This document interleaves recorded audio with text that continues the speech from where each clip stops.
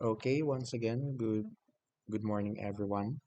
So this is the second leg of the tutorial series, and I would like to discuss the part two of the test construction. As you noticed, we have two PowerPoint presentations for test construction. That is to make our knowledge about test construction more comprehensive. Okay, so by the way, there are lots of similarities now between the first reference and then the second reference.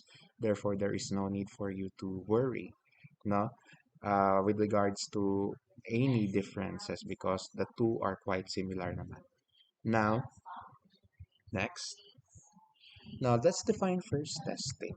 According to Carrington of 1994, a test is a sample of behavior, products, answers, or performances from a particular domain. This means to say na we test the students to determine or to get a sample no, of the behavior, products, answers, or performances on the topic. No? So, kinahanglan na to i-test para makakuha tag sample, and through that sample, we can determine no, if the students have really learned the desired behavior or di kaya they can perform no or produce products, no, so depende na siya no sa nature sa test ma-determine na to if the students have learned anything or not. Now, for Hodges of 1989, it is a systematic method of eliciting performance which is intended to be the basis of some sort of decision making. So this is to elicit performance. No? Therefore, during the assessment process, the students are highly expected to perform their end of the obligation or contract, no, and using the results from that assessment, the teachers will be informed no, as to what is the best decision to make thereafter. Now, for McCann of 2000, a test will predict performance levels, and the learner will somehow reconstruct its parts in meaningful situations when necessary. So, dili lang na siya test, dili lang na siya to determine the extent of learning of the students, but it can also predict the future performances of the students. Nga naka-powerful ang testing, no? Sa testing, pwede na to siya mahulaan kung how will the students fare on a particular subject later, no? Based on the students' present performance in a test. Nga na siya, no? And then, reconstruct its parts in meaningful situations. So dira na to masukod no if the students are able to apply what he or she has learned so far. And for Baxter 1997, testing is generally concerned with turning performance into numbers. So performance no unsaon man nato siya pag quantify or pag assign of numeric value ana. That is through the process of testing. 'Di ba? Because through testing we can quantify or measure aha lang jud kutob ang performance ni student A, aha ang extent, up to what extent the performance of student B is, ana na mga butang according kay Baxter. Now, what are tests for? Number one, sorry, it informs learners and teachers of the strengths and weaknesses of the process. Okay? So, this notifies the learners and teachers. Sa learners na part, this will notify them on what are the things they are strong at and what are the things on the other side that they are weak at. And for the teachers, no, this will also inform them on how effective their instruction is, 'di ba? It will inform them no unsa na jud ang dagan sa learning progress sa classroom. So, mailhan man na siya sa assessment because if all of the students have managed to pass and even excel no beyond the minimum standard sa assessment, that means to say na it also implies na the teachers are effective in their role which is to teach ana good. And on the other hand, if the teachers found that students got low scores despite the efforts no that the teacher has made in the classroom para lang itudlo tong na lesson or topic. So there could no the teachers from the assessment result no they will come to realize that there is really something wrong that happened. It could be the teacher herself, basig na ay kulang sa iyahang manner of teaching, or di kaya sa strategy being used no sa instructional process kung dili day siya effective ani na makain sa mga learners. So realizations like those are only possible because of testing, no? So dito na to siya mapanaminan sa results sa testing. Number two, it motivates learners to review or consolidate specific material. Okay, so kung naay test, naman dyan batasan na itong mga students no, na if there is an upcoming test, it is just their ano, it is just their wake up call na mag-study na di ay ko. Na yung mga students na pag walay exam, walay quizzes, walay test, dili dyan na sila mo study. But if there are tests, upcoming tests at that, so they will really be motivated to study. Motivated sila because they wanted to be praised ba or motivated sila because they wanted to achieve something or to prove something or at least motivated sila because they are afraid to fail the test. Ano? Number three, guide the planning or development of the ongoing teaching process. This is what I said earlier, no? This shapes, kumbaga, how the instructional process or teaching learning process will happen, no? Then, number four, it creates a sense of accomplishment. So, mabantayan ninyo, students who got high scores sa test na hasta pong lisura jud, this will create a sense of accomplishment sa mga students. No?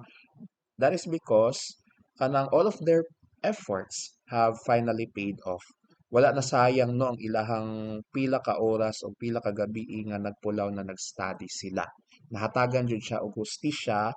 That is because naay testing nga nahitabo.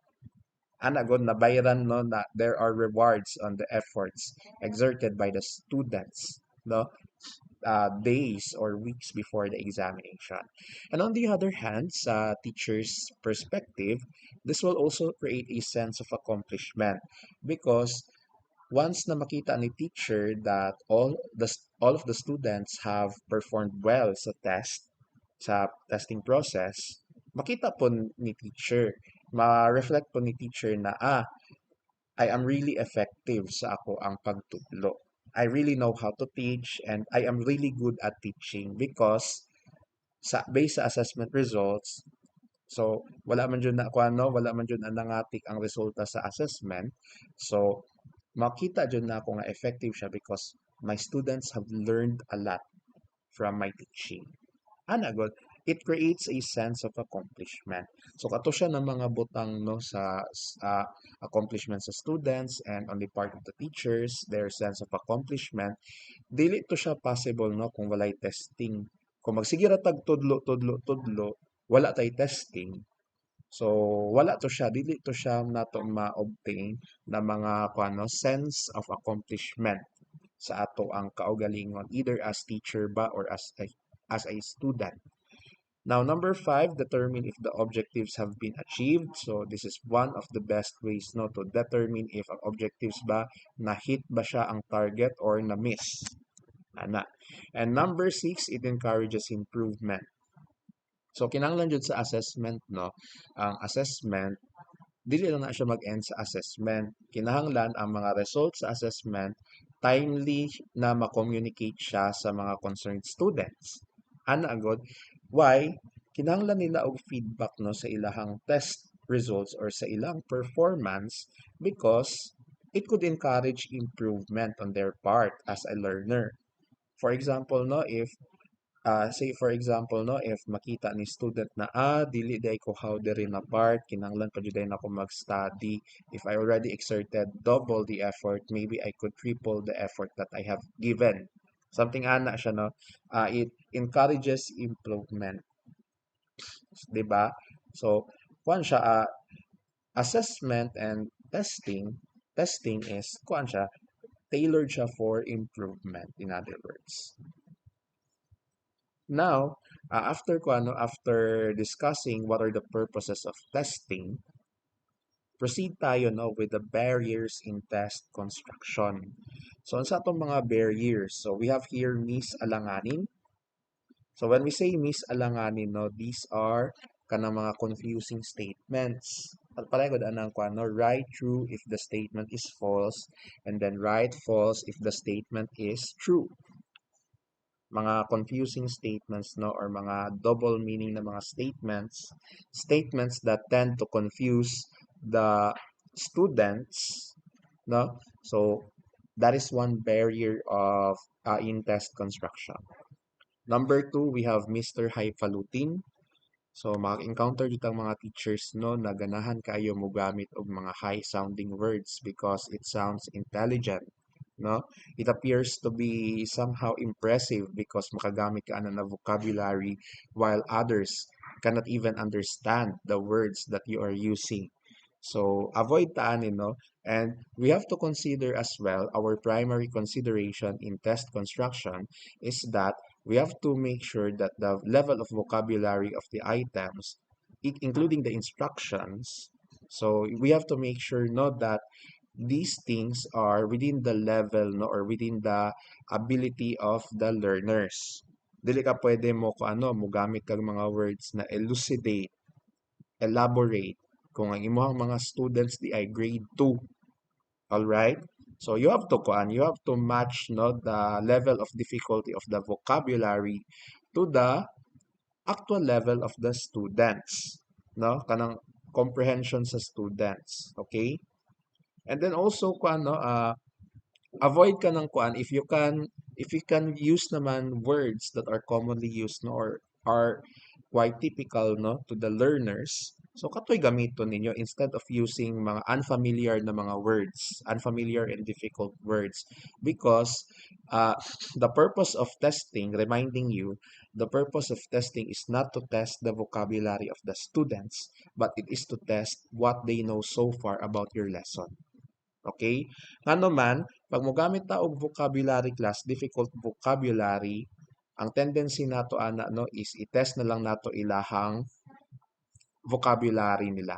Wala nato na test sila kung unsa sila aha sila dapit no nakatuon sa imong lesson. 'Di ba? Kay what if di ay kanang kabalo jud ay very adept or proficient di ay itong bata sa topic, but because nigamit man kag mga unfamiliar na vocabulary sa mga test items and even sa instruction, na mali siya because not following instructions or wala siya kasabot mismo sa item, nagpamataka na lang siya. So it is unfair no for the students to witness or to experience taking a test no that is beyond their vocabulary knowledge. So we have to avoid that one ha. Now, for the third one, we have Miss Madaldal. So, kanang mga excessive wordiness, kanang mga test items na tag-isa ka paragraph, no? Na mahurot ilang time binasa sa imong tag-isa ka paragraph. Especially if katong mga words or mga sentences kay excessive siya, meaning dili siya necessary. Mawala man to siya or naa, same gihapon ang nature sa item. Okay? Kana mga kuano, mga excess verbiage, no? So, kana siya class, you have to avoid that one. So, natay ginatawag na economy, no? Economy of language. If kanilang siya na kuano, ingani lang siya na length sa sentences or utterances ang needed to establish a test item, then dito nakakutob. You do not need to elaborate further, no? Para na mutaas ang imong test questionnaire and you appear to be intelligent because you use lots of words, no, in writing down your test questionnaire. 'Di ba? Now for number 4, Miss Magulo. So we have here complex sentence structure. So this is in relation with Miss Madaldal, no, kanang daghan kayo siya og mga prepositions, daghan kayo siya og mga ah, dagan kayo siya og mga sentences, no? So you have to simplify as much as possible, simplify your test items according sa level sa students because we are not testing the reading comprehension of the students no sa testing process.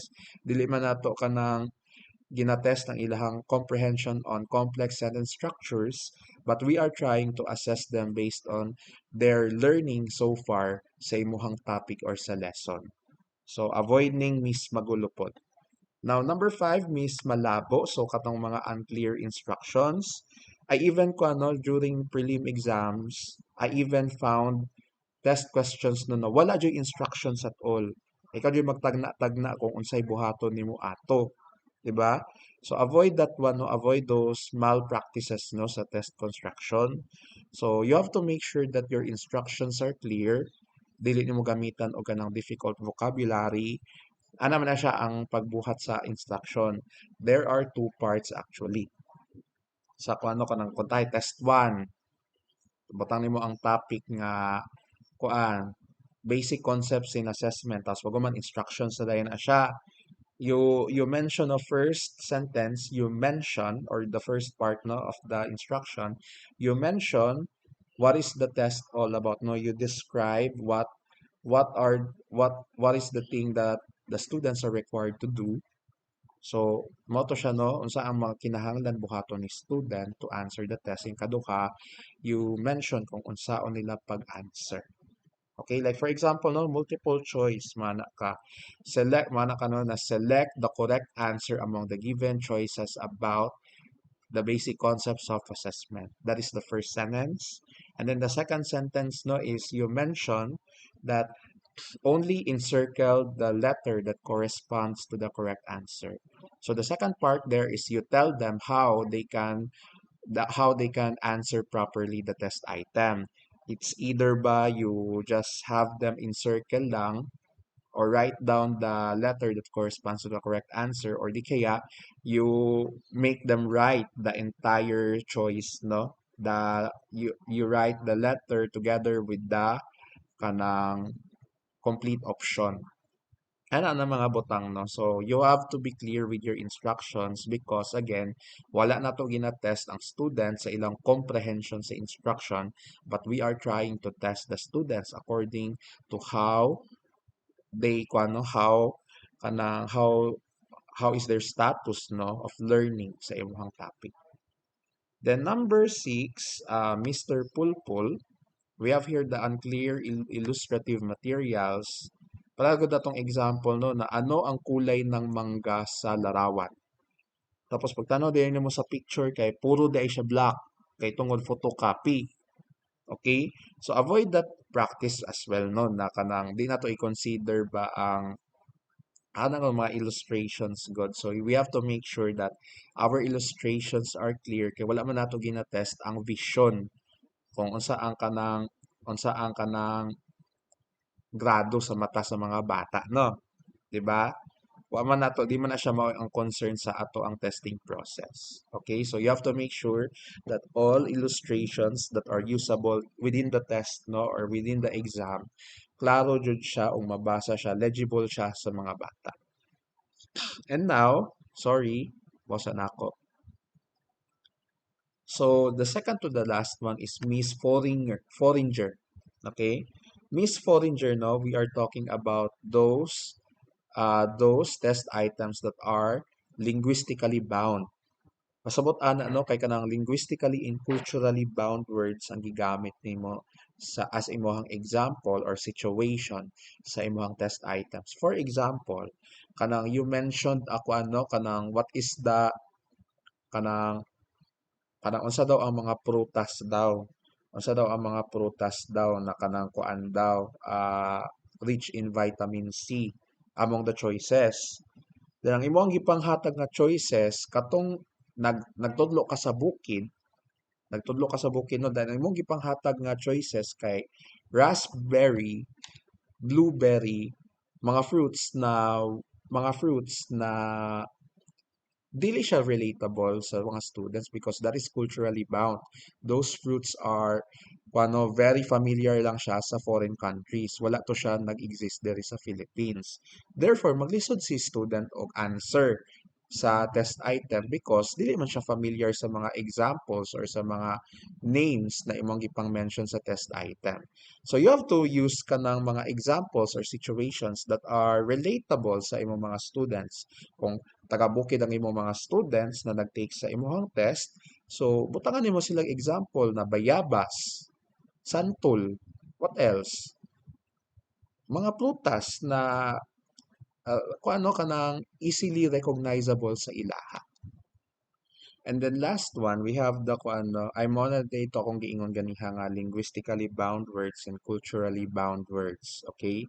So, you have to kung ano, you have to make sure no that your test items are relatable no o sa mga kung ano, sa mga experiences sa mga bata na makita ra jud nila sa ilahang daily life katong mga examples and situations that you are presenting.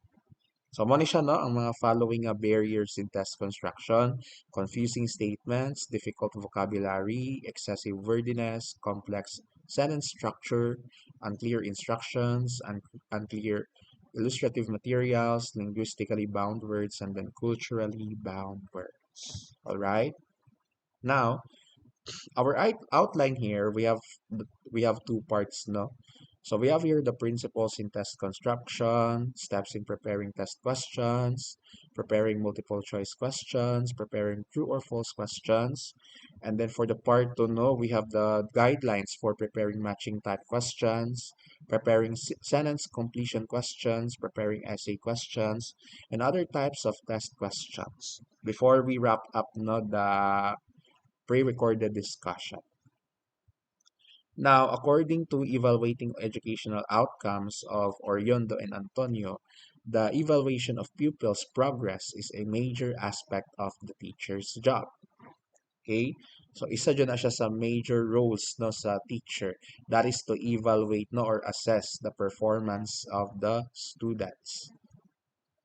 So, mao ganito no, the purpose of testing is to provide a record for assigning grades.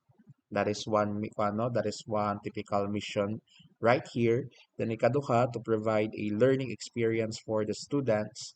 The third one is to motivate students to learn. And the fourth one is to serve as a guide for further study. More purpose are the following. So, to assess how well students are achieving the stated goals of the lesson, to provide the instructor with an opportunity to reinforce the stated objectives and highlight what is important for students to remember. So I guess I already explained most of this earlier, no? So there's no need for me to return. Now, characteristics of a good test. We have here the first one, validity. So, nibalik yapon ta sa validity. This is the extent no, to which the test measures what it intends to measure. So, reliability, on the other hand, this is the consistency with which a test measures what it is supposed to measure. So, makahatag bag consistent score ang particular test no in different occasions and administrations. Consistency or stability, that is, those are the words that can be associated to reliability. Usability, number three. So, the test can be administered with ease, clarity, and uniformity. Dali ba siya gamiton ang test or dagan pa kayo siya kanang cheche boreche. Dila. Okay? And then the fourth one, we have scoreability. Dali ra siya i-score. Interpretability. Test results can be properly interpreted and is a major basis in making sound educational decisions. Dali ba siya i-interpret?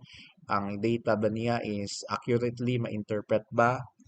And lastly, economical. The test can be reused without compromising the validity and reliability. So, economical siya in the sense na kung tahay this school year, pwede na ako ni gamiton ni na test questions. Pagka next year and for the following years to come, ma-reuse kaya po ni siya and magamit kaya po ni siya sa mga following batches of students. That is economical. Ma-recycle niyo mo siya or ma-reuse. Now, to be able to prepare a good test, one has to have a mastery of the subject matter, knowledge of the pupils to be tested, skill in verbal expression, and the use of the different test format. So, mo ni siya ang kinahanglan nato na requirements no as teachers in order for us to properly construct a test questionnaire. Okay? So, kung ano, sabotable naman kaayo ni siya. There's no need for me to deepen this one. So, these are the 5 commonly used test formats. Makita naman siya ninyo. And these are the things no, that we will discuss today.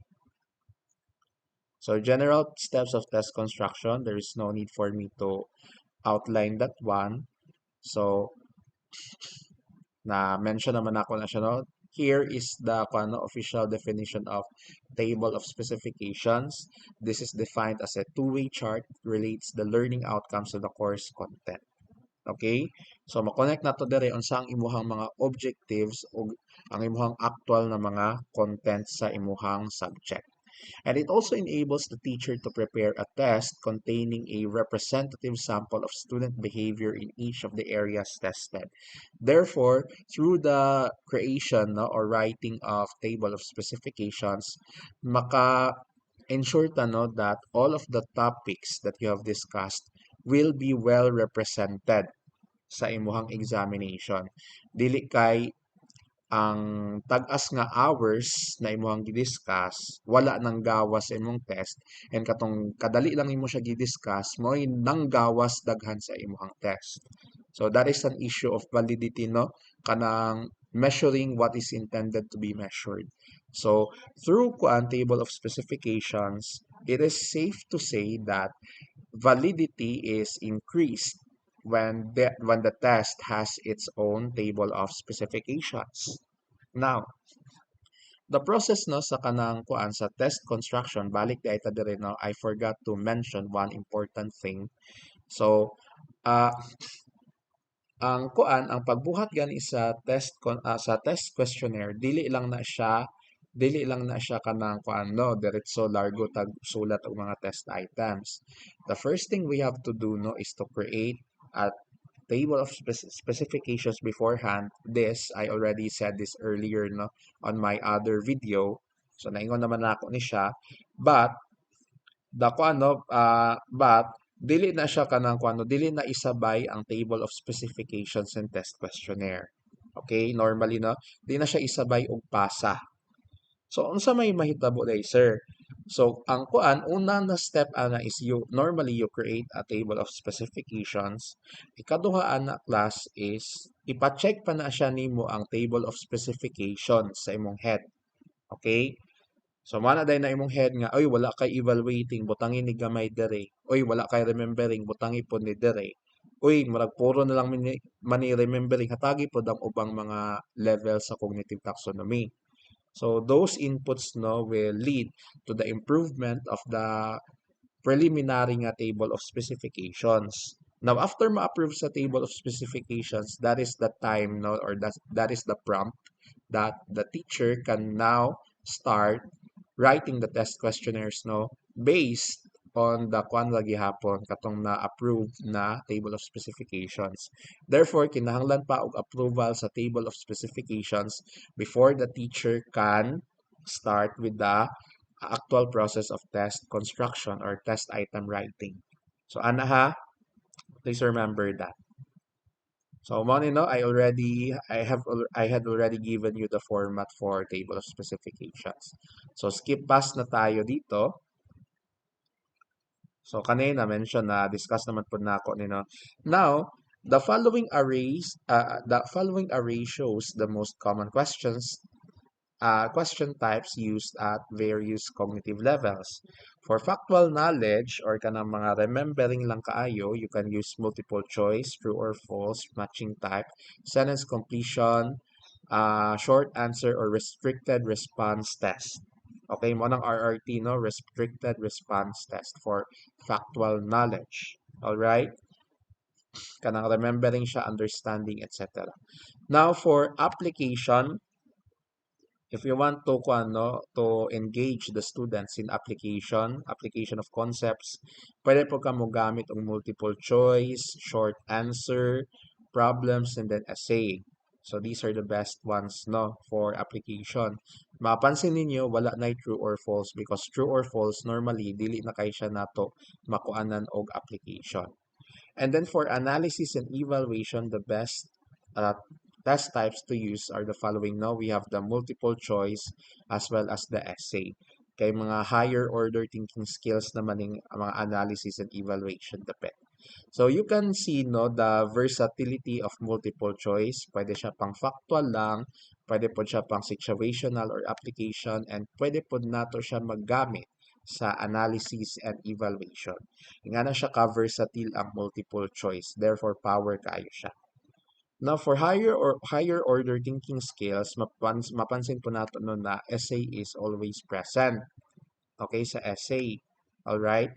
So, sa essay, no? So, mapansin nato siya because dira man jud nato makit-an ang higher order thinking skills on the manner no on how the students answer the particular essay item. Dira nato na siya ma-manifest no or dira nato na siya evidently ma-observe.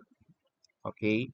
And consider as well that there are certain test types that are only bound sa category like the true or false no limited siya og kanang cognitive levels na ma-integrate with. Okay? So also with matching type. Kita na tong true or false and matching type, sentence completion, dire ra jud siya na adto sa factual knowledge. So, importante na kabaluta mo pili sa ato ang mga test types depende sa cognitive taxonomy na ato ang pilion or cognitive level of taxonomy. Okay? So now, okay, so now, dire data sa order. Sa order, so you place the simpler items at the beginning to ease students into the exam. This is what I said earlier, no, na di na to pakuratan ang students sa ato ang test questionnaire or sa examination. You always place the easier items at the beginning to set the mood, no, para sa mga bata. Dili na sila ma-discourage sa first item pa lang. Then group item types together under common instructions.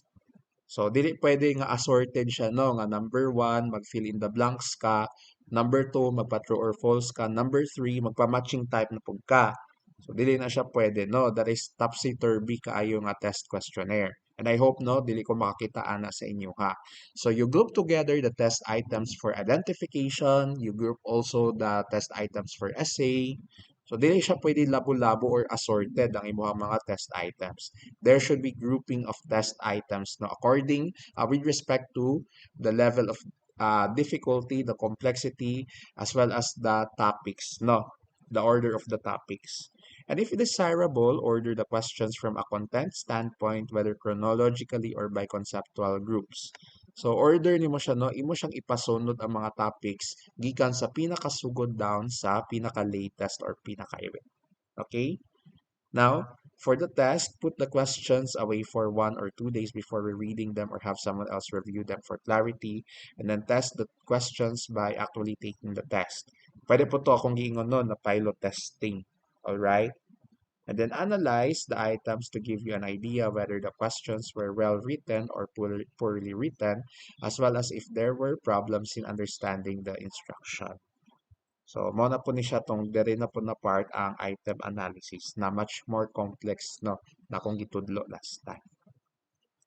And now, general rules in writing the test. So, of course, general rules ni siya no, dili ni siya applicable sa multiple choice di na siya applicable sa multiple choice, true or false, matching type. So these are the general rules. Number 1, number the test questions continuously. Pasabot-an na kung tahay nag-end ang imuhang identification sa number 10. Then sunod ana na test type is multiple choice. Automatically ang multiple choice will start now sa number 11. Will continue sa number 11. Dili pwede mo balik siya og number 1 sa test 2 or multiple choice. Okay, so number 2, kung dili po nimo by the way, kung dili po nimo siya i-number ang test questions continuously, maglibog po kaana og butang sa TOS. So you have to number your test questions continuously. And for number 2, keep your test question in each test group uniform. All right, so there is uniformity. And number three, make your layout presentable. So para ni siya sa face validity, no, or pagtanaw pa lang nimo daan sa papel, kasaligan na siya. All right? Kanang dili siya kanang maka-underestimate ka na test item ba na pwede naman din ako ni pamatak-an kay nahiwi man day ang mga spacing ani. Dagan man ka wala man na, di man consistent ang font style. So may ana no those things no those katong superficial and minor things, those are still important no because it contributes a lot to face validity or the face value of the test. So mailhan mo na class no if the test has low face validity pag sigig pangutana ang student kung unsaon ni siya unsaon ni siya unsaon na siya.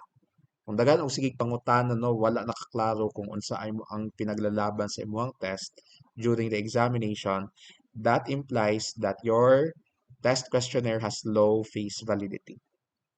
Then number three, do not put too many test questions in one test group. For true or false, pwede siya may mong 10 to 15 questions, multiple choice, a maximum of 30 questions. Except sa ato ang kuano, atong special consideration sa mga board programs na kinahanglan i-practice na sila sa multiple choice as early as now.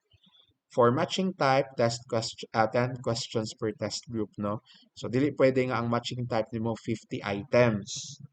No, murag, kuha na po na, murag, ipa-good job na po kasi mo mga students after the examination. And lastly, others, kung na kay others, no? Like for example, essay, pwede siya 5 or 5 to 10. Dili lang essay ha, ang essay, gamay lang dyan dapat ang essay. So other test types, no, it could be 5 to 10 questions. So these are just some of the considerations na pwede nimo pwede nimo i-serve as reference. Now, some additional guidelines to consider. Number one, avoid humorous items. Classroom testing is very important and humorous items may cause students to either not take the exam seriously or become confused or anxious. So, kanang mo gamit kag mga katawanan ng mga kanang items like gamiton nimo si bintong ba or gamiton nimo si kiray or pukwang, no, just to have the test items appear humorous. So avoid that one, no, because test item or the testing process is a formal process. For number two, items should measure only the construct of interest, not one's knowledge of the item context. So make sure, no, that na the what you're testing is not your own knowledge, no, but it is the general knowledge, no, that has to be learned by the students. So balik taning number one di ay, so mas much appropriate no if instead of using the names of your classmates or your teachers in writing the test item, pwede na lang mo moingon nga student A, student B, teacher A, teacher B, teacher C. So that is what I practice no to avoid any mistakes no. E basin dahil ma-offend tong use as an example no sa item. For number three, write items to measure what students know, not what they do not know. Okay, so mao na siya no na uh, make sure no as much as possible make sure that you include everything na naklase nimo. Dili kay kanang pareha sa among professor sa una sa pharmacy na grabing study namo atong pila ka chapters no na iyang klase. And then, pag actual exam na or assessment, ang giklase niya katong duha ka chapters after sa amo ang pinakalas nga na klase. Therefore, gitest mi niya sa something nga wala mi nakabalo pa beforehand. So that is unfair, no? Unfair na siya na practice. And you have to avoid that one. Avoid na siya because that is kanang undesirable, no? Or uncalled for sa mga teachers. Ang mabuhat og ingana. So now, here are the guidelines no, of writing multiple choice test. So now, when checking the stems for what to look for on multiple choice tests. So when checking the stems for correctness, ensure that the stem asks a clear question and the reading level is appropriate to the students. This is what I said earlier. The stem is also grammatically correct. So kaning grammatically correct no, face validity gyapon ni siya. And negatively stated stems are discouraged. Kanang mo gamit og mga not, never, no. So discouraged na siya sa multiple choice. Now, usa man ato ang kuan class no ginapangita sa ideal nga multiple choice test. So the options no you have to make options that will effectively hide no the correct answer from those who did not study or those na mga bugo na mga test taker. Kinahanglan successful taan ano because kung ang mga bugo or katong mga lower group students ma-unravel gihapon nila or mapilian gihapon nila successfully ang correct answer, then ayon na lang pag sayang-sayang sa imong oras na mag-assessment ka.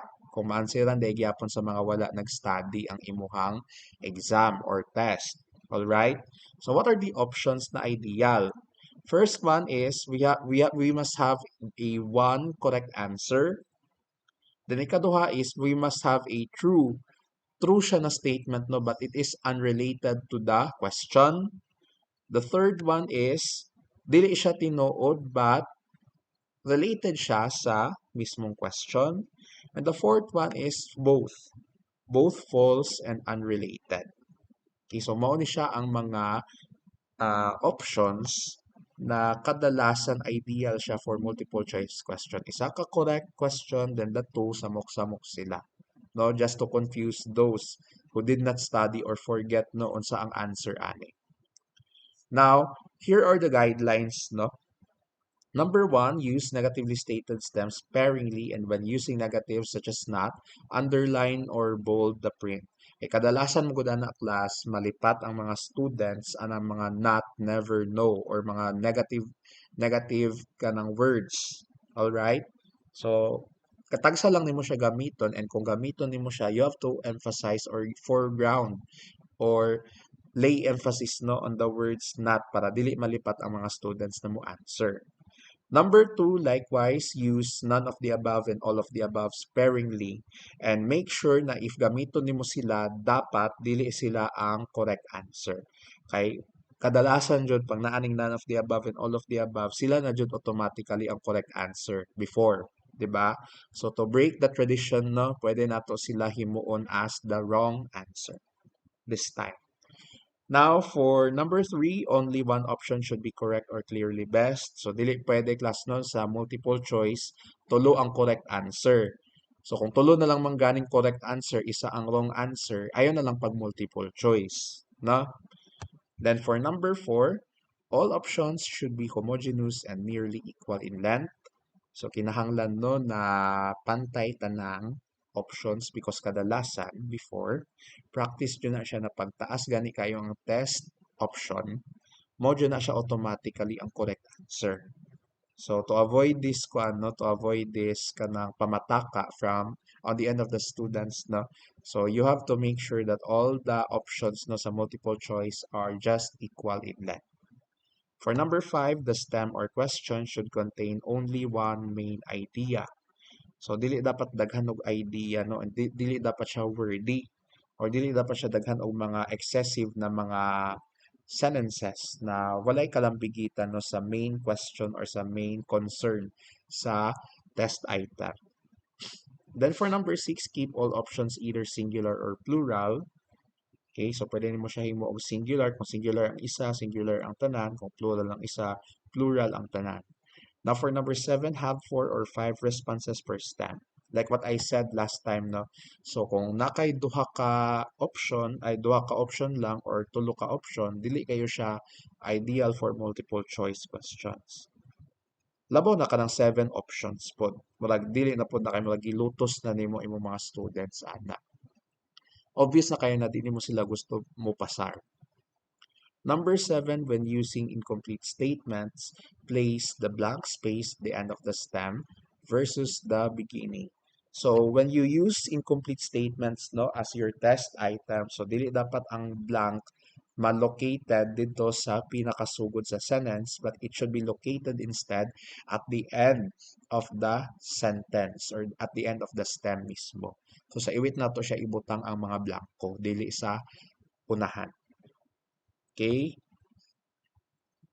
Number 8, when possible, organize the responses, no? So you have to organize, no, kuntahay kung number na siya ang imuhang options, you have to make sure na nakapasunod siya from least to greatest na number. Or kung alphabetical ba siya, pwede mo siya i-alphabetical or naka-sequence siya. So, ingana, no, ang pag-organize. You have to make sure that all of the responses are organized. Ang alignment or linya sa mga test questions, naka-align dyan siya properly. Ug wala siya nakahiba. The number 9, reduce wordiness, no, or unnecessary words. Kung pwede lang ang imuhang item, mahimong ma-articulate siya in one sentence, then much better. So, kung himuon pa dyan mo siyang three sentences, and pwede ra siya may mong one sentence, dito lang ka sa shortest way possible. Okay? For number 10, when writing distractors, think of incorrect responses that students might make. So you imagine, no, you are the students taking the test and you try to think, no, of possible incorrect answers na pilion sa imuhang mga bata or something nga makailan jud sa ilaha, especially sa tong mga wala nag-study. Example, so Sheldon developed a highly controversial theory of personality based on body type and temperament of the individual. Which of the following is a criticism of Sheldon's work? Okay, so these are the following na. So what is wrong with the item? So kato siya class, no? Kani siya ng mga kuan, kani siya ng mga statements. Pwede ra jud ni siya wala normally. Kung mo to kung giingon last time na if you can articulate the item in a single sentence, then just do so. No, there's no need to elaborate that one. But exception there, no, sa ako ang mga test items. I admit, no, guilty ko ani, but I took inspiration, no, from the items that I encountered sa licensure examination for teachers. Kadalasan ing ana jud class daghan kay basahon, no, especially sa professional education nga courses. Daghan jud kayo siya basahon, no, and the PRC is also guilty about excessive verbiage, no, or kanang mga instructional aside na ginatawag nato. Again, excessive wording, excessive verbiage, or instructional aside mo na yung mga tawag ana, no, kanang mga irrelevant information from the stem. Now, another example, the receptors for the vestibular sense are located in letter A ba, in the fovea, letter B, in the brain, letter C, in the middle ear, and letter D, in the inner ear. Okay, so what is wrong? So instead of repeating the katong phrase na inda sa options, why not ibutang na lang nato siya mismo sa stem and then butang na yung og blank sa iwit. So the receptors for the vestibular senses are located in the blank. So no. So dili na ka magbalik, no, dili na siya repetitive ang imuhang options na nay inda dire inda. Okay? So pwede na mo siya ibutang mismo sa stem pag repeating na siya sa mga options. Now, another example, which is not a major technique for studying brain function, letter A, accident and injury, letter B, cutting and removing, letter C, electrical stimulation, and letter D, direct phrenology. So, what is wrong with the item? So, that is the use of negatively stated items, no? So, kung mo gamit ani, use this sparingly. Pasabot tagsa lang nimo siya gamiton. And if gamiton man nimo siya in the event na magamit ang not, never, no, or mga negatively stated stems, you have to make sure that this is emphasized, no, just like this one, naka-bold siya, naka-caps lock, or di kaya you can also underline this one para dili mailad ang mga bata upon reading the item. Then, proceed with the next example. Ang blanco, na siya sa atubangan, no? So, and then, we can also observe no na ang item pod is very kwan siya, very generic siya. Blank is the least form of behavioral disorder. Okay? So make sure no na kanang make sure na you have to improve this one.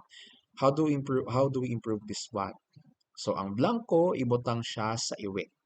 Ana lang. Butang siya sa iwit, dili sa tubakan. Then another here is sorry, the like what I said ganiha no na organize the options in such a way na nakapasunod siya. So na pattern no. This time para makorek nato ni siya no, we have to make sure that the options are in logical order or chronological order or whatsoever. So mag-start ta with the least value which is 5 million, then next 35 million, next 65 million, and then the last one 115 million. Now another example, Latane and Darley's smoke-filled room experiment suggested that people are less likely to help in groups than alone. Because people, letter A, in groups talk to one another, letter B, who are alone are more attractive, letter C, in groups do not display pluralistic ignorance, and letter D, in groups allow others to define the situation. I guess this has to do something with the kuano. This has to do something with one, grammar, and number two, the equality of the length of the options. So this is the kuano, this is the improved version. And also you notice no na sige balik-balik ang in group. So this time gibutang na jud siya balik diri sa stem. Okay? Because in groups, butingan pa nato siya diri og blanco. Ana. So, approximately equal in length, dili pasabot na pareha og word count tanang mga options, pareha jud sila katas-on. Pugson jud nimo imong kaugalingon na pareha sila katas-on. It is not that necessary, no? All you have to do no is hapit-hapit lang ang mga options katas-on. Dili extreme ang kalayon no sa mga length sa each option na naa sa item. So that ends the discussion sa multiple choice. Proceed tayo with a true or false. Now, what are the things to look for on true or false tests? Number one, each statement is clearly true or clearly false. Pasabot ana, dili pwede papaling-paling ang imong statement na pwede siya mahimong true and pwede siya mahimong false at the same time. Number two, trivial details should not make a statement false. So, dili dapat mga gagmay na mga statement no or gagmay na mga details ang makapa-false sa statement. Number three, statements are written concisely without more elaboration than necessary. So, avoid wordiness gihapon ta diri sa true or false. Only use as many words as only use as kuno only use enough words no to articulate the true or false item. Then lastly, statements are not statements are not quoted exactly from the test. Avoid this one no na imo siyang kwaon diretso mismo ang text. Murag memorization na lang jud siya mahulog. Next, give emphasis on the use of quantitative terms than qualitative terms. So if you can kanang quantitative terms no kanang mga numbers much better. Number 5, avoid using specific determiners which usually gives clue to the answer. So katong akong gingon no na qualifying determiners and specific determiners by tradition mao na siya. Pag false gani ang answer, kadalasan na ginagamit ng mga qualifying determiners are all, always, never, every, none, only. So, false dyan na siya kadalasan because lisod mangita og universal sa kalibutan. Now, kung moingon mo gamit ganitag mga specific determiners like generally, sometimes, usually, maybe, often. So, kani siya ng mga kuan kadalasan by practice or by tradition, true ang answer ani ng mga items. So, if you use this kuan in occasion na gamiton nimo ni siya, pwede nimo siya i-avoid no, but in occasion na certain occasions that you will use this one, you have to make sure that you break the tradition. So kung false ang kadalasan na kuan ani mga all ug always, you make the answer true. And if generally sometimes ang mga gamiton na determiners have instead the answer as false. Ana lang. And also it is discouraged the use of negative statements. So katong mga no, not, never, avoid also these ones. And whenever a controversial statement is used, the authority should be quoted. Okay, so kung controversial ang mga statement, no, so imo jud siyang ikut sa tao na nag-ingon ato na controversial statement. And then discourage the use of pattern for answers. Kanang i-alternate nimo na true ang number 1, false ang number 2, true na pud ang number 1, false ang number 2. So avoid discourage na. Avoid using patterns of answers. No, kay kung ma-unravel na ang pattern sa mga students, they will no longer take each item seriously and will just answer right away no based sa ilhang na decode na mga pattern. So here we are. So repetition always strengthens the tendency for a response to occur. Okay? So nigamit siya og always. Number 2, the process of extinction is seldom immediate but extends over a number of trials. Notice that seldom is used in the item. Number 3, the mean, median, and mode are measures of central tendency, whereas the standard deviation and range are measures of variability. So kanisha, there are two ideas, no? Make sure na only a single idea is being referred in each true or false item. So make sure ha, na ingana ato ang true or false. So I guess those are just the examples, no, and guidelines. So paspas kayo ta karon, dere na punta sa matching type. So sa matching type, remember, column A jud kadalasan class. This is the vertical type, no, or kung ang ako ang nang gina-mnemonic, no, pag vertical ba na siya or horizontal, take the first letter, no, sa vertical kanang letter V, ginahinumduman ako na siya na varog or magtindog. Varog. Okay? So mao na siya vertical ang tawag ana pag magtindog or magbarog ang figure. Now horizontal, we take the first letter, no, which is letter H. Then I memorize that one as pag H gani higda. That is why it is called horizontal. So kana mga pahigda na mga figures, that is what we called horizontal type. So first things first, we have here the vertical type, no, of matching type test. So sa matching type, nadyo na siya duha ka parts. We have here the first column, no, and then the second column. So unsa ang mabutang sa first column class? Ang mabutang dyan nato dere, no, are the premises, the question or the stem. Mao na siya ang sa column A. And then sa column B are the array of responses or answers, possible answers, no, to the items or stem in the previous column or column A. So question, pwede ba nga mapuli nato ang content sa column A o sa column B? Pwede ba na sa column A responses and then sa column B premises? So the answer to that question, class, is dili pwede. So mo ni siya ang format natong i-follow, no? Remember, column A premises dyan na siya or the stem. And for column B, possible answers or responses to column A dapat na siya. Then pwede po siya nga kanang horizontal type, no, na ang horizontal pahigda siya, magbutang ka og box sa taas and then imong ipambutang tanang mga possible answers didto na mura siya og kanang word cloud. Mura siya word cloud, no, so ipangbutang lang, ipang tapok-tapok lang nimo na siya tanan dira ang mga possible answers, and then sa premise na diri ang mga items mismo. Then all the student has to do is to look for the most appropriate answer from the upper box, no, na nakahigda. That is why horizontal siya. Now, what to look for on matching type tests? Now, number 1, the list of responses should be relatively short. So, ang responses, dili dapat tag-isa ka paragraph, dapat mugbo lang siya na phrases or words. For number 2, response options should be arranged alphabetically or numerically. So, dili dapat siya i-assorted, no, ang arrangement. Kung pwede nimo siya by number, from least to greatest ba, pwede. Nga na imuhang kuan, organization, or pwede pod alphabetical order ang mga responses sa column B. The third one, directions clearly indicate the basis for matching.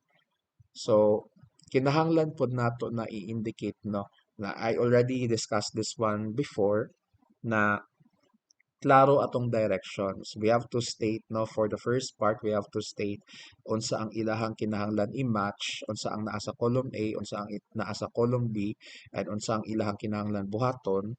Then ikaduha, you also have to state no aha nila ibutang ang ilahang mga answers. I-connect ba nila, connect the dots ba na imuhang multiple choice or ibutang ba sa space provided. So you decide no and you tell the students beforehand. And for number 3, you also indicate no the if all of the responses can be used more than once. So para na dili ma-confuse sa mga bata no, pwede day gamiton ka isa ang ay kaduha ang kuan. Kaduha or katulo ang same nga response as the correct answer sa column A. No? So iterate that one as well. And then, what else? The point system. Atagan dyan sa instruction na dyan siya point system. Kung 1 point each ba ang matching type, 1 point each ba or 2 points each ba ang multiple choice. So, na ang instructions na dyan na siya points no na ikuan no for each item. Now, position of matches should be varied and avoid using patterns. So, pareha jud gyapon siya sa multiple choice o sa true or false. The choices of each matching set should be on one page. Okay? So, dapat sa isa lang jud siya ka page ang mga matching type. Dili pwede matunga sa duha ka pages ang isa ka matching type. Alright? Para nga dili na magsigig pakli-pakli, saba kaayo ang tibok exam kay magsigig pakli no going back and forth sa mga sheets ang mga bata during the exam. So saba na hinon kayong exam. So make sure that all of the choice all of the items and the responses are located in just a single page para di na sila magpakli-pakli sa ilang mga papel. Then there are more responses than premises in a single set if responses cannot be used more than once. Remember, pag dili gani maggamit gani ang response more than once, kinahanglan, ang responses pasobrahan jud nimo siya compared sa premises sa column A. Ang mga responses sa column B, pasobraan compared to the items sa column A. Premises sa column A. Now, the premises are homogeneous as well as the responses and are grouped as one item. So kinahanglan kuan siya. Kinahanglan homogeneous siya, walay malahi no or dili assorted ang imong matching type.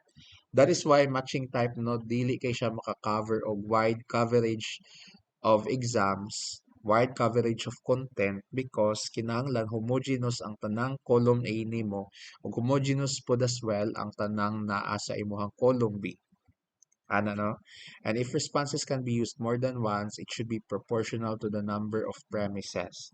So 3:5 or 4:10. Kung pwede gamito ng isa ka response more than once. So example, so kanino kani nagkatibulaag jud siya ang una ang direction no is kuan tinapulan or pinulpol. Okay? Then ikaduha kuan no wala nagkadimao. Assorted kayo siya. Ang premise ug stem naglabo-labo siya, nagtabok-tabok siya from column A and column B. So now use homogeneous material in matching items, and if responses are not to be used more than once, include more responses than the stimuli. So this is how you improve no the previous item. First, najud kay kanang instruction. Mo ni siya akong instruction na ginaingon no na match the theories in column A with their proponents in column B. You have to introduce unsa ang naa sa column A and unsa ang naa sa column B and what is the general thing that the students are required to do in matching type. And sa ikaduha na sentence, you tell them where to put their correct answer. So now, since wala man niya gi-mention nga kuano magamit ang response more than one, so sabotable na siya nga kaisa lang jud ang kada response gamiton. And take a look sa column A, we are kuano na diri ang item no or ang stem. So kani siya mga theories ni ang naa sa column A. And sa column B, here are the associated na mga proponents no atong mga theories nga naa sa column A. And as you can see sa column A, there it only consists of 5 items, whereas in column B, it has 7 items. So pasubraan nimo siya kay tungod the responses in column B cannot be reused more than once. Okay? So para no na dili siya ang tendency magud ana if pareha lang sila og number of items ang naa sa column A and sa column B, possible ana is mag-elimination ang bata and makuha niya tanan kay tong nag-elimination ra siya. Mayon ang naipasobra no para ma-confuse ang bata and dagag chances siya na mamali og dili matagna-tagna ang matching type na test. Now, dire na ta sa sentence completion or fill in the blanks. So what to look for on sentence completion tests? Number one, only significant words are omitted. So katong mga importante na words na imong paansiran, mao lang dapat ang mawala sa sentence or sa utterance. Number two, when omitting words, enough clues are left so that the student who knows the correct answer can supply the correct response. So dili pwede no na daghan na kayo kag blank sa sentence na wala na jud ang essence or meaning sa sentence. Therefore wala na clue na nabilin sa ang bata para answeran niya ang item. Number three, ensure that grammatical clues are avoided. So, dili pwede na naay grammatical hints no or hints sa grammar. Eh kung tendency ana is kung wala nag-study ang student pero how siya og grammar, wise siya mo answer sa mga test items, possible ana is ma-perfect gyapon niya ang test item maskin wala nag-study kay tungod how siya mangita og clue sa grammar. So ana no? Then blanks are at the end of the statement. So like sa multiple choice, kinahanglan ang blanco na siya sa end sa utterance or sa statement. And then the length of the responses are limited to single words or short phrases. Dili pwede na imuhang fill in the blanks tibuok paragraph. No? So may pag nagpakuan na lang ka, nagpa-recite na lang ka sa VMG. No? Pa-recite na lang nimo ang VMG. Then questions are not lifted as verbatim quotes from the text. Okay, so questions are not lifted. So dili pwede no na kanang kwaon lang mismo, kwaon lang gikan sa libro ang mga statements. So kinahanglan mo paraphrase pug kapag may time. So an example, an animal with 6 legs is called blank. So the item is quite definite no because there are many animals that have 6 legs. It could be honeybee ba, mosquito, or other insects out there. So now, to transform this one into a better item, so pwede nimo siya i-state this way. Animals with 6 legs are called what? Ana. Now, number one. Now, on the other hand, kanino, this is what we call killer question. Wa na jud kay clue unsay mo answer ani murag gusto nyo mo ibagsak sa inyong professor pag ingani ang mga fill in the blanks. So, too many keywords are omitted. Yes, that is true. And lines are not in equal length. So, kuano, dili na to sila hatagan sa og clue ang mga bata even sa length sa blanco na ato ang ibutang or i-code. So of course, always make sure no that the blanks are of equal length para wala sila'y clue kung unsa ang correct answer ani. Mga sila ay taas ang linya katong taas na words na akong gi-memorize ang answer ani. Or di kaya mo ano na ay mubo ang linya katong mubo siguro na word ang answer ani. So wala kung equal ang length sa mga blanco, so wala sila'y clue no as to the correct answer, especially if wala sila nag-study prior to taking the test. Now, dire, if a mango weighs 250 grams, 10 mangoes would weigh what? So, dagan og possible answers ani because you did not include the what do you call this one, the unit of measurement. Pwede siya mahimong 250 grams kung grams ang unit of measurement, and it could also be 0.25 kilos if kilograms ang ato ang unit of measurement. So how do we improve this one? So you can you can indicate the unit of measurement no to limit the possible correct answers. So if a mango weighs 250 grams, 10 mangoes would weigh blank grams. So dili na sila mo answer og kilo kay nakagramo naman ang naa sa blanco. So hapit na ta mahuman, we are now in the part of essay no or short answer test. Okay? So sa essay, so kung ano ang sa PCAS di ay class short answer test ang tawag no based man to siya sa among reviewer sa licensure exams ba ang kuan fill in the blanks or short answer test dere kay ang essay pwede po siya may mong short answer test daw, but we will follow the kuan no the former video no kung unsa jud ang tawag sa short answer test. Now, what are the types of essay items?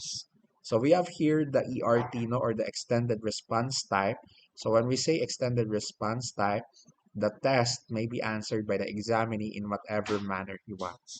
So kung bright sa examinee, gusto niya ang answer niya sa iyahang essay, mo kabat og 10 pages, so walay problema ana because that is an extended response type. Example, do you think teachers should be allowed to work abroad as domestic helpers? Explain your answer. So, walay limitations no, or walay conditions for answering the test item. Largo, kung gusto kag 10 or 20 pages nga answer, walay mupugong nimo because this is an extended response type. That is one kind of essay item. For the second one, we have the restricted response type or the RRT. This is in opposite with the previous one, no, wherein the test limits the examinee's response, and this may be answered by the examinee's responses in terms of length, content, style, or organization. So kung restricted siya, pasabot ang limitado, gilimitahan nimo ang possible answers sa students through giving concrete and definite instruction. So now, pwede siya nga, give and explain 3 reasons why the government should or should not allow teachers to work abroad as domestic helpers. 3 reasons lang. Or di kaya you can also limit the number of sentences. Mana ka na in a maximum of in a maximum of 10 sentences, write an essay about blah blah blah blah. Okay?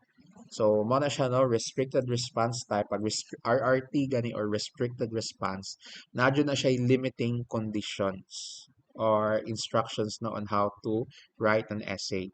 But pag moingon din itag extended response type, limitless. Okay? Limitless siya. And what to look for essay tests, make sure that the task is clearly defined. The students are given an idea on the scope and direction you intended for this answer to take. The question starts with a description of the required behavior to put them in the correct mind frame or state of mind. Example, compare or analyze. Okay, so first word pa lang daan, hatagan na nimo sila og kanang verbs on how they can answer the essay test. It could be compare ba or analyze or other verbs out there. Then, the questions are written in the linguistic level appropriate to the students. So, naa siya sa kuano, within lang siya sa bounds sa linguistic knowledge sa students. Dili pwede na ang pang high school nimo na essay, ang high school unta nimo na mo answer sa essay, mo answer og pang essay nga pang doctorate or pang college, no? So kinahanglan naa lang jud dito magdula-dula sa level sa learners. And then questions require a student to demonstrate command of background information, not simply repeating information. So dili pwede no na i-restate lang nila unsa ang ilahang na memorize or na sabtan, but make sure na kung mogamit na lang maganit tag essay, they will process no what they remember or what they have understood from your lesson. I-process na nila into higher order thinking skills na mga level. And then questions regarding a student's opinion on a certain issue should focus on the opinion but on the way it is presented and argued. Okay? So, kung ano, make sure that the questions no sa essay dili lang siya mag-focus kung unsa ang opinion sa student, but it should also lay emphasis on how the students explain and defend or support his or her answer. So kinahanglan ma-emphasize na siya sa essay no na giunsa niya pag-present, giunsa niya pag-organize, o giunsa niya pag-plaster ang iyahang mga arguments. Then, a large number of shorter, more specific questions are better than one or two longer ones. So make sure na your essay item no is as short as possible, as concise as possible. And then maghatag po ta of course of criteria for grading essay tests. We have the ideas for 20%, weight of evidence presented 40%, correct usage, probably grammar ni siya 20%, and then logical conclusions drawn from the evidence that is 20%. Now here, moingon ta og describe asthma. So, the better version of this one is clearly explain what is expected of the student. So, pwede na to siya elaborate further or specify further how can the students describe asthma. So, nada rin no, state na rin na include in your answer, letter A, the pathophysiologic features of asthma, letter B, the clinical manifestations associated with an asthma episode, and letter C, the management of an asthma episode. And then you include as well the number of points corresponding to the essay item. Ana siya no? So, this one, between RRT and ERT, murag, kuhan dyan ni siya class, it is RRT because you are already giving conditions, limiting conditions on how the students can answer the item. So, dili pwede broad kay imuhang question, no? Kay bisag aha na malagpot ang mga bata, mo pataka na lang nag-answer. So, you have to specify, no, on which aspect or area would you want the students to answer about a certain issue or topic sa essay. And then the next one, who is better, Rizal or Bonifacio? Okay, so very opinionated siya, no? O kanang daghan kayo siya o kanang pwede padulngan. Therefore, you have to make sure no na you have to specify further on what is the basis of comparison between Rizal or Bonifacio. So you specify no or you state there on what criteria do we have to compare Rizal from Bonifacio and Bonifacio from Rizal. So now, the better version no, looks like this one.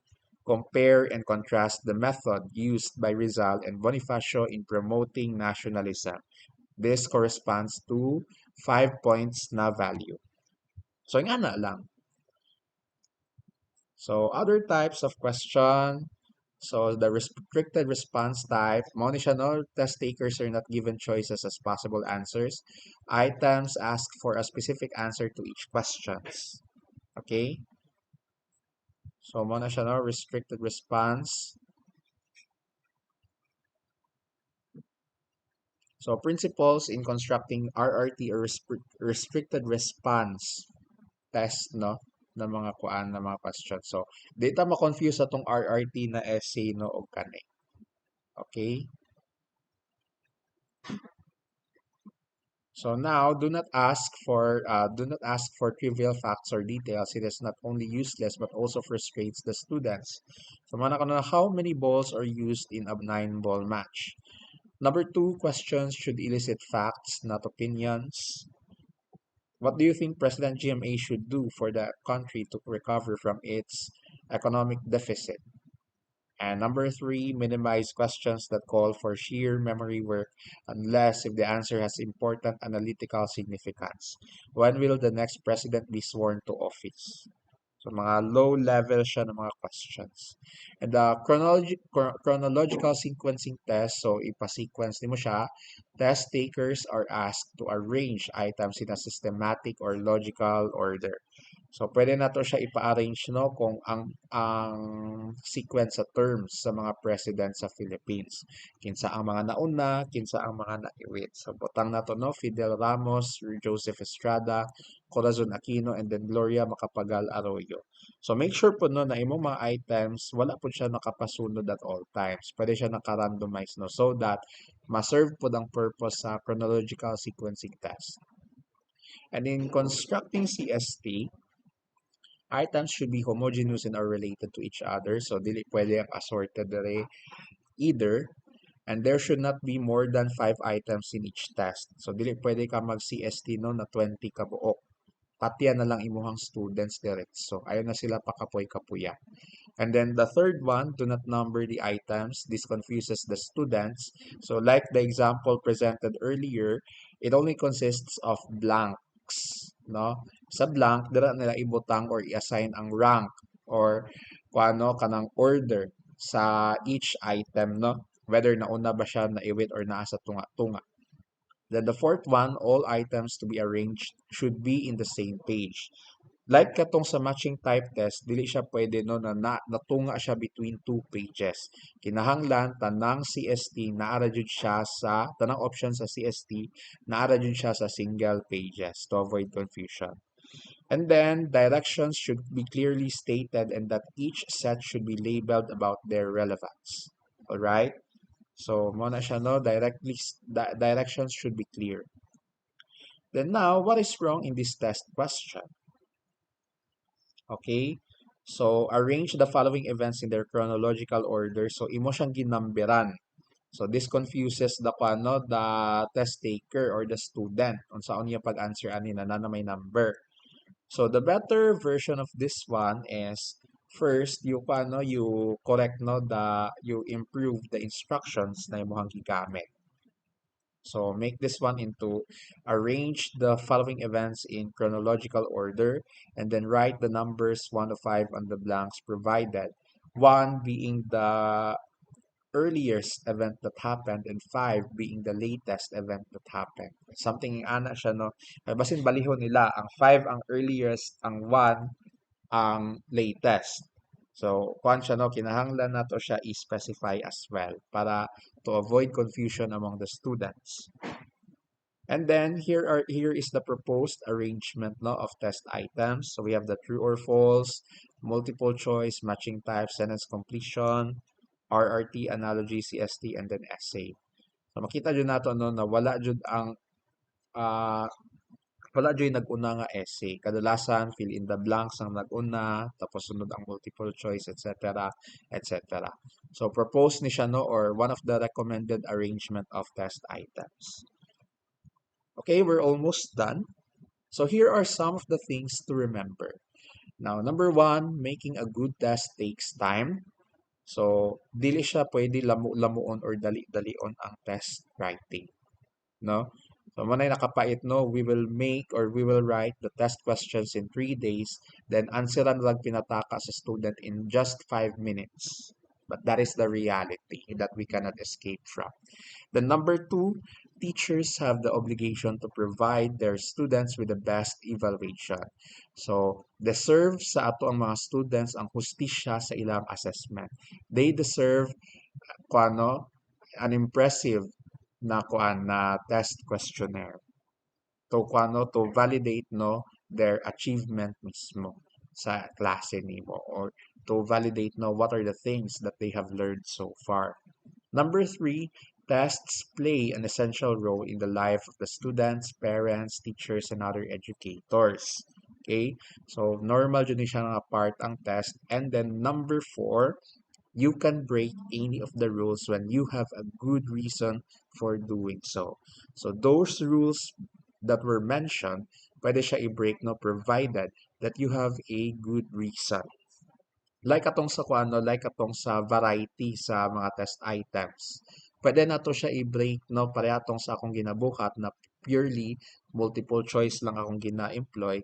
That is to train students with upcoming licensure examinations to answer mga multiple choice question because wala man tay essay sa licensure exams.